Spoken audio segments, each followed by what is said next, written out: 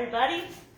It's Becca Toms here from Heart CT Grown, a program of Yukon Extension. And we're here with Susan Mitchell of Cloverleigh Farm today because it's CT Grown for CT Kids Week. Hooray! And as you may know, if you've been following our social media during this past week, this week is all about celebrating farmers who help provide vegetables and food and dairy to local schools, and how important that is and stuff like that. So Susan is one of those farmers, and we're really excited to be here at her new to her farm this year.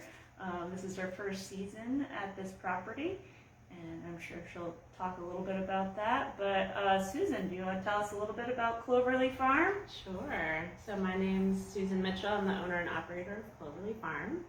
We're in Columbia, Connecticut, and like Becca said, this is our first season here at this current location. Like many young first-generation farmers, we had a real significant problem accessing land to be able to steward for the long term. And I had been leasing land for years prior and searching for land for more than 5 years for a property to purchase. And through my network and a lot of stars aligning, we found this property that never went on the market, and an owner that was interested in seeing it farmed and not go for development. And so I partnered with a small sustainable ag investment firm to purchase this property. And we have 90 acres. The majority of that is woods, but we have an old farmhouse, an old cow barn, a chicken coop from the 1950s that we're sitting in, and acres of field space. So it's a very classic New England farm, and we're pretty lucky to have it for a period of time. That's great. So why did you start Cloverleigh? Why did you start farming? You're a first generation farmer, yeah. So what happened? So I started growing food with kids. That was my entry. So formally, I am a high school science teacher. My undergrad is in geology. So I taught earth science in public high school in New York State, and I was living in the Hudson Valley, which is one of the hot spots in the country for small-scale diversified farms. And at my school, I had started an organic garden, kind of way back when there weren't school gardens like there are now, and I used it for curriculum for my upperclassmen and for some extracurricular stuff, and I loved it, the kids loved it, and I slowly met a couple farmers, and I started volunteering on a farm one day a week, and then I quit my teaching job after 6 years teaching, and I started apprenticing on a farm.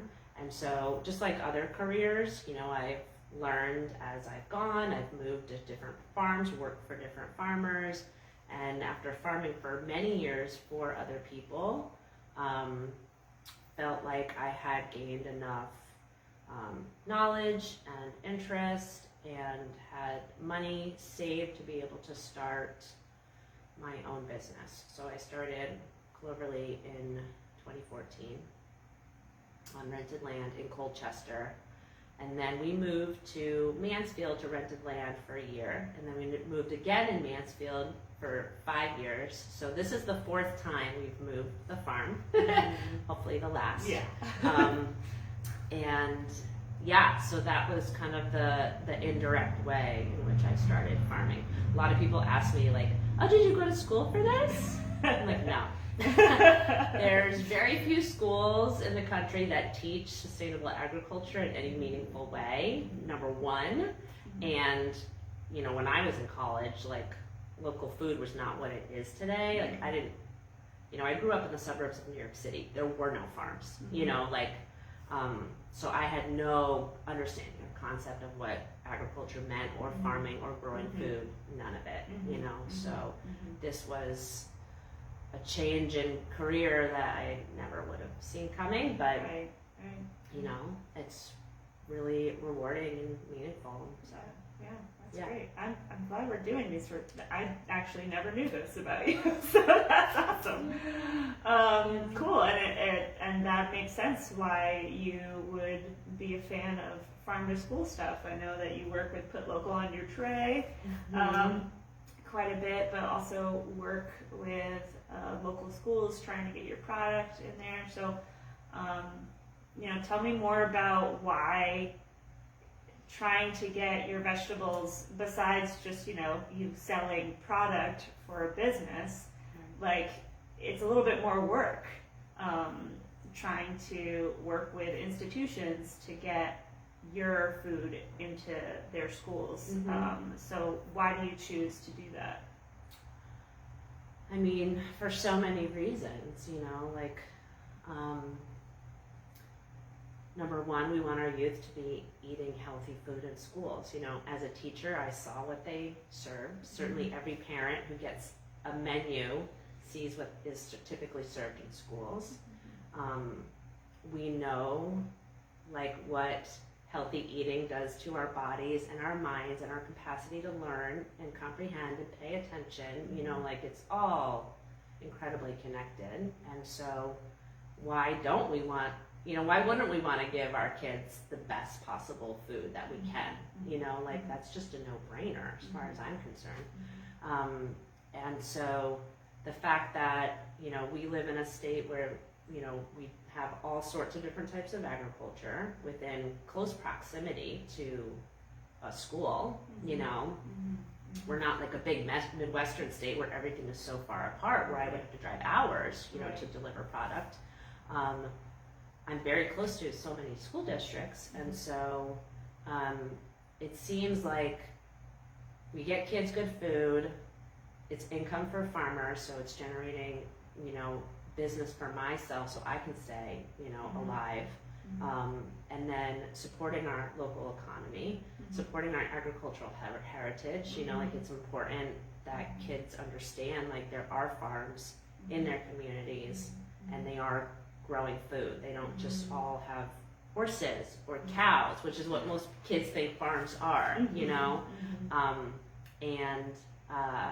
so it's education in so many different ways, sort of all folded together, and it's not just educating kids about, oh, this is local food from a local farm, but it's educating their parents and their teachers and the cafeteria workers.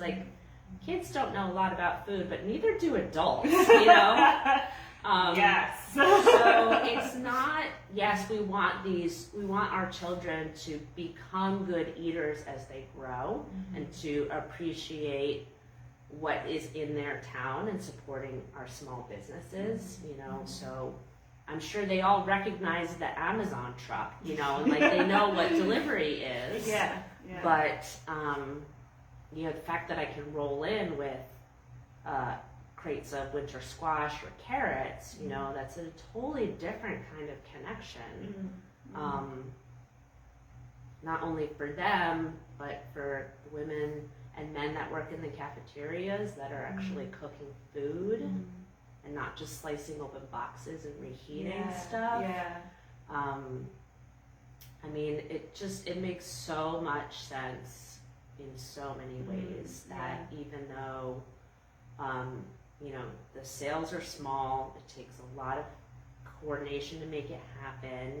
Your office, Put Local on the Tray, RCT Grown, does a lot of that legwork behind the scenes to try, I feel like there's a lot of support for farm to school in Connecticut. And because there's so much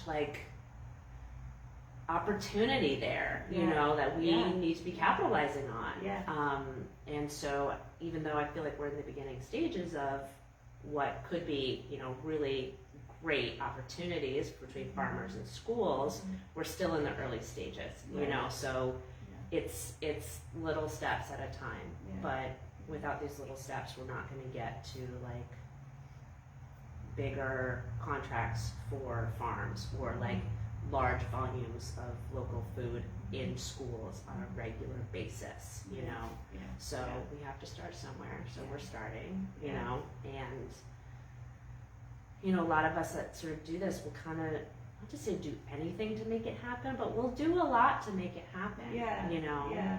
because I think as farmers and being very community oriented, because people are coming to my farm, you know, and I know my customers by name, like there's this inherent nature amongst a lot of us to want to make those community connections, you know, even if it might take more time or, you know, take more energy to do it, Yeah. it's important. Yeah. And speaking of those community connections, like, I'm just thinking about access as well. Like, you can't connect with part of the community potentially because there's some folks that can't necessarily afford a CSA. But if you have your products in a school meal, like those kids that wouldn't necessarily have access to farm fresh food because of one reason or another, they have that in their school lunch, and that's like, that is a huge difference in not just their nutrition but also in experiencing a different flavor that is so different than frozen food from halfway across the country, and just also engagement too, and like them being able to tell their parents when they get home, oh, did you know that there's this farm nearby? And I talk about this because I actually worked with Susan on a couple different projects, and you know, there's definitely some food insecurity in our cities in Connecticut, but also there's some food insecurities in our rural places in Connecticut too that don't often get lights shined on. So I think you providing to schools in the region, whether they're in an urban area or in some of these more rural areas, you know, you're connecting the community to food that you don't necessarily get to connect with in other ways, which is really something that I get excited about too, you know, like, yay, everybody, everybody gets the farm food. So. And, you know, the food that we grow is USDA certified organic, and to think about kids being served organic food in schools is like unheard of. Yeah. You know, and so thankfully the food service directors have this ability to spend these smaller dollar amounts on these micro purchases direct from farmers, you know, that gives them flexibility, because I know there's a lot of constraints within the dietary guidelines for school food, and the amount of money they can spend per meal per child, and with all of those regulations that they're dealing with, you know, there is flexibility in there to be able to get really high quality food that they normally wouldn't be getting in schools. And so, like, we need more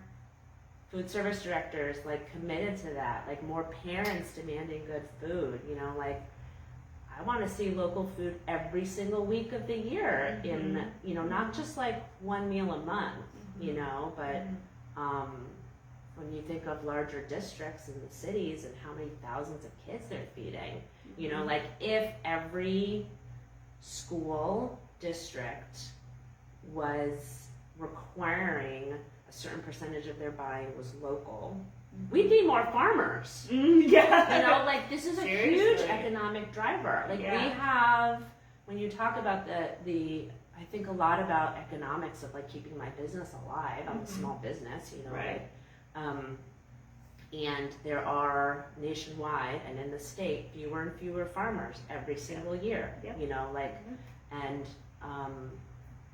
if there was a demand for more local food, fruits, vegetables, meats, dairy, honey maple, you know, like if there was a more demand for it, then we would actually need more people. There's not that many people growing fruits and vegetables in this state. Yeah. There's not that Yeah. many people raising meat. There's so few farmers left. Yeah. And Yeah. so, And there's no, like, I mean, there's dairy farms, but I know we don't have any organic dairies in the state. and most of the dairy farms are not, they're not It's making really fluid hard. milk. Yeah. Very few are actually producing milk that you drink. Right. A lot of it is going into cheese making out Yeah. of the state. So Yeah. like, there's actually even fewer farms that are actually producing fluid milk Right. that is available in the state, Yeah.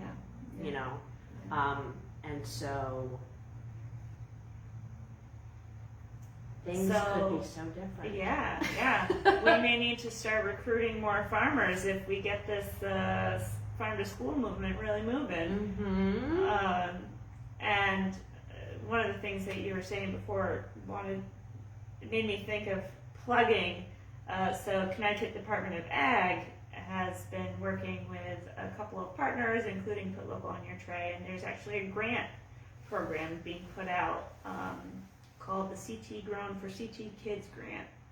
And really that's going to be enabling schools to have a little bit more resources, so it makes it easier for them to access and order local products and make it easier for farms to provide it too. So Mm-hmm. if you're working at a school or working at a farm and watching this, keep your eyes open. We'll be sharing more details about that soon. But yeah, you know, we definitely, it's exciting to think about the possibilities Mhm. of like what just this one sector of farm to school Mm-hmm. could do. It's huge. So yeah. Well, thanks so much for taking some of your time. I know I interrupted your sweet potato harvest, but are there Okay. any last things that you want to say? Something that we didn't talk about that's on your mind? Well, I think we're shooting this in October, and you know, this is harvest season for a reason, you know, because so many good things are coming out of the field now.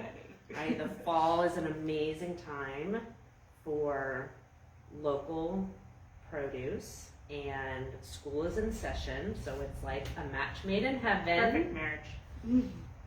And a lot of the things that we're producing now also keep in storage for long periods of time. Right, So right. it's like a great opportunity for schools to buy product in bulk and not have to worry about serving it the next week. But if they have cold storage, you know, then they can hold winter squash and cabbage and onions and sweet potatoes and carrots and beets and all those good things. Like they could still be eating local all winter long. Yeah. Yeah. So Great. Awesome. Well, thank you so much. You're welcome. I always love coming and hanging out with you and talking. So, thanks for coming. but yeah. And thanks everybody for watching. Keep following Heart CT Grown for more farm to school and farm to you and all that sort of stuff, content. And yeah, thanks for watching. Bye. Bye.